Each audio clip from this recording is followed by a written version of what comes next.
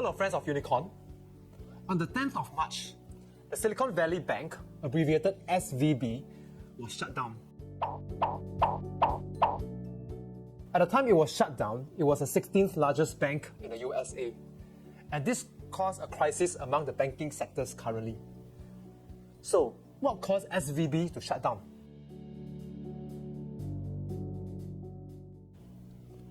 SVB is a bank that specializes in lending to tech startups. During the days when the monetary conditions was loose with plenty of cheap money, these startups received plenty of funding from the venture capitalists, and hence they deposited the money with SVB. With the considerably tightening of monetary conditions the last year, the funding for these tech startups dried up, and hence they have to withdraw money from SVB so as to fund their daily operations. Now, the problem is, when SVB received all these deposits, it invested into long-term treasury bonds. And with the large increase in interest rates over the last year, these treasury bonds declined in value considerably by between 15 to 30%. And now, SVB has to sell these treasury bonds that are deeply in the losses so as to give the money back to the depositors. And these mounting losses led to the shutdown of SVB. Now, this must bring back fresh memories to the 2008 subprime crisis, because that too was a banking crisis. However, there are two distinct differences between the 2008 subprime crisis and the current banking crisis. Number one, the 2008 subprime crisis was much more pervasive because it dealt with an asset class that is very widespread, which is property.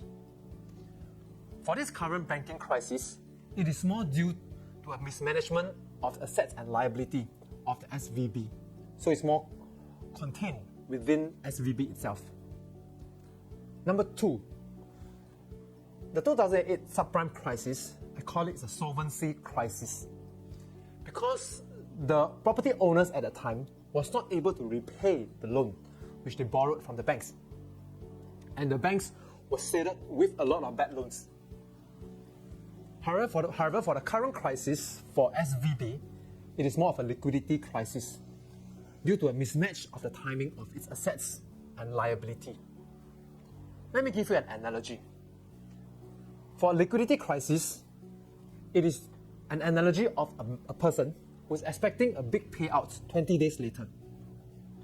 However, in 3 days' time, it is having a big bill which it has to pay, which it doesn't have the money to pay.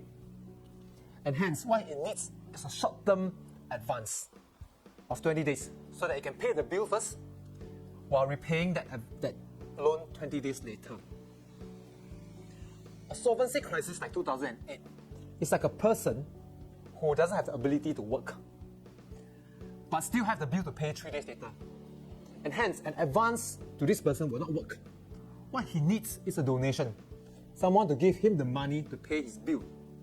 And hence, in 2008, a lot of big banks were requiring bailouts from the government because they were on the verge of bankruptcy. So in the last 1 week, what the regulator has done was two things. Firstly, it is telling the depositors, okay, don't worry, your deposits are safe. We are going to backstop this, and hence make sure your deposits are safe. And this will give the depositors the confidence. And when they have confidence, they will not be lining up outside the bank to demand back their deposits. And this will solve the liquidity crisis these regional banks are facing. And secondly, the regulators are giving banks an easy access to financing, so that in a short window, it's able to have the funding it needs to be giving the depositor back their money. And with this, I think this crisis might be able to be resolved. Now, it's also very important with this to look at our portfolio to see what's the exposure to the US regional bank, which is at the focus of this crisis. For our VIPS portfolio, due to its diversified nature, the exposure to the US regional bank ranges from either 0% to at max 0.25%. And on the UIIS portfolio, due to the stringent selection criteria. Right? We don't have any exposure to the US regional banks. Now, these crises are usually very intense when they happen.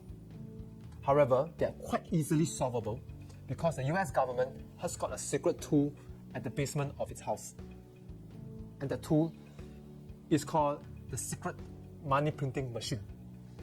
And with a money printing machine, it's usually able to solve this liquidity issue. So in the short term, this issue looks very intense, but long term, they're usually easily solvable.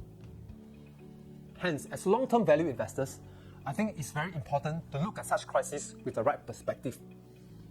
Should this intensify and put equities at a bigger discounts, we think it's going to be a great opportunity through the lens of a value investor. So, let's make this short-term panic in the markets a long-term tonic to our pockets. Thank you, everyone.